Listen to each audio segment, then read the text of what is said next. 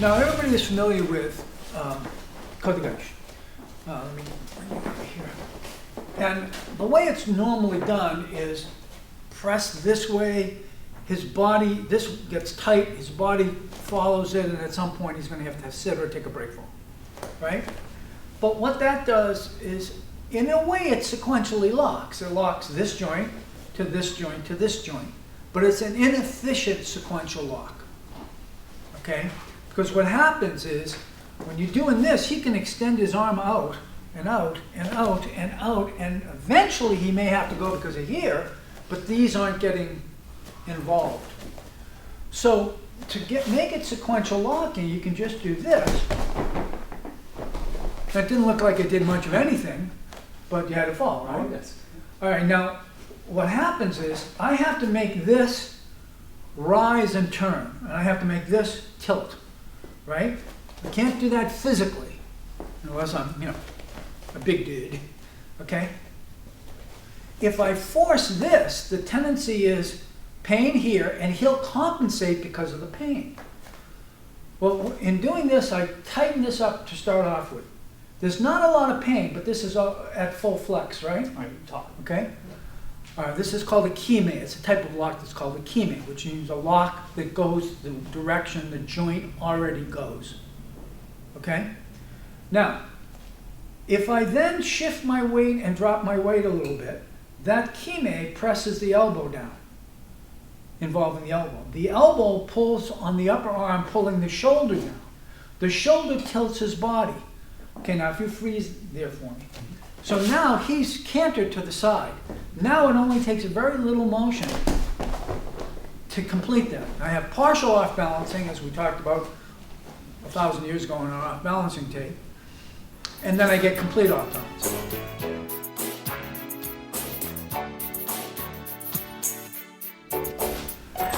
Okay, let me explain secondary rotation. If he throws a punch, and it could be a reverse punch, a lunge punch, it doesn't matter. He throws a punch, and I make a connection. We think, because we're martial artists, that it's my turn to hit him. What's he going to do? He's going to hit me with that hand, isn't he? If I go to hit him? And now it's a question of who's faster. So as a karateka, you train speed. Bam, bam! And then you say, well, he can't be fast, so hit him harder so he'll be slowed down.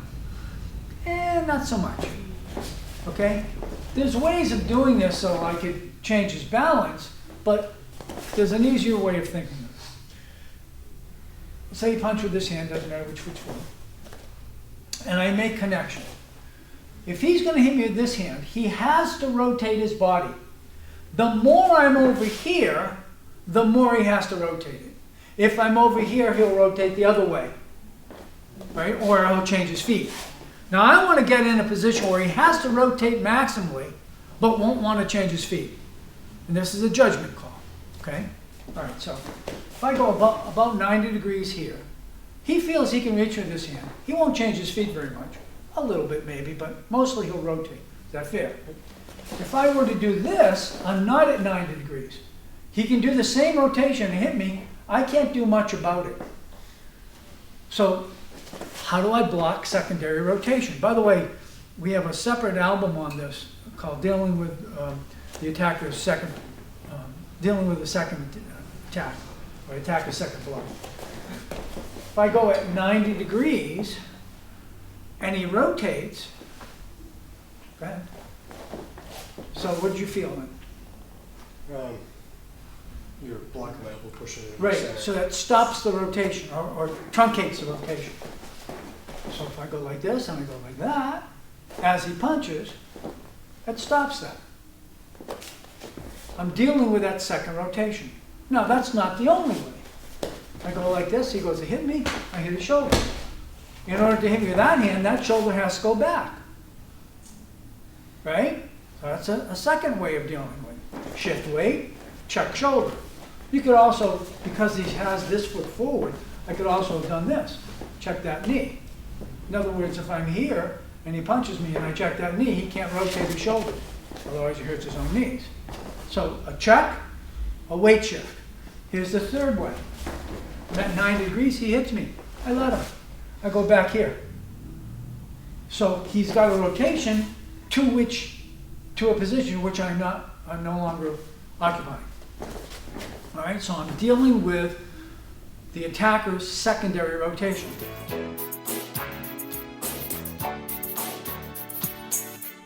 This is called shearing, okay?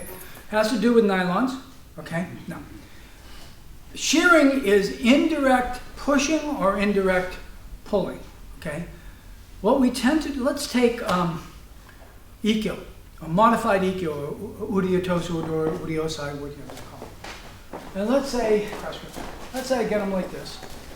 We go like this and we try to get him down. There's a huge mistake.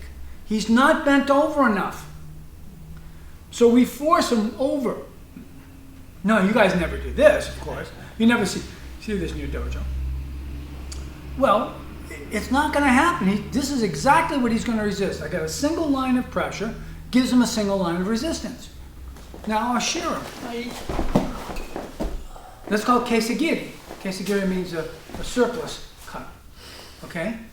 John Saviano from Rhode Island, now deceased, used to do all his Ikkyo this way. And the huge advantage of it is you don't have to get the guy bent over. So what we do, I do, and Aikido people do, is we try to get the guy at a 90 degrees before we proceed with takedown. But what if we don't?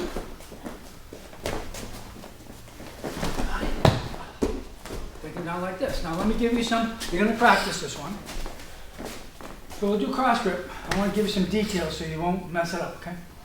You need to turn his hand over so that his elbow is on top. But don't try to put pressure on the elbow.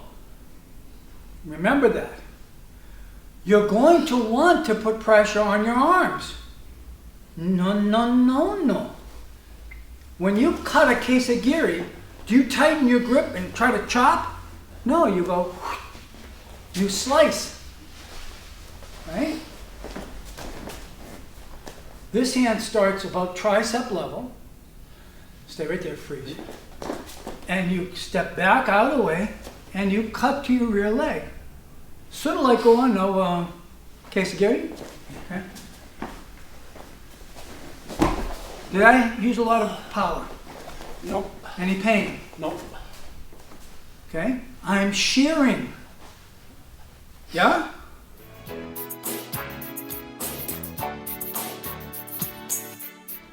Go ahead. It was actually the hand position.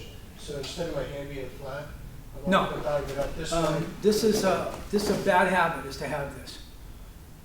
This frees this. You get a rotation in here. Straight is better. You want this to be in line. In fact, I suggest you grab here and you do a yonkyo or guk-kyong position here. Not put on the pressure, but have that forefinger like you would with a sword, okay? In order to discourage any bend. Okay? A lot of people do this so they can get more access to the joint, but it's not this that you want to fold, it's this whole rotation.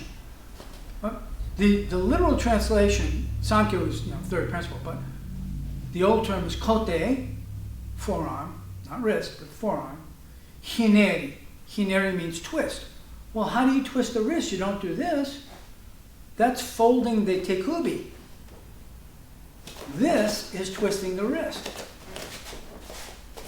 Right?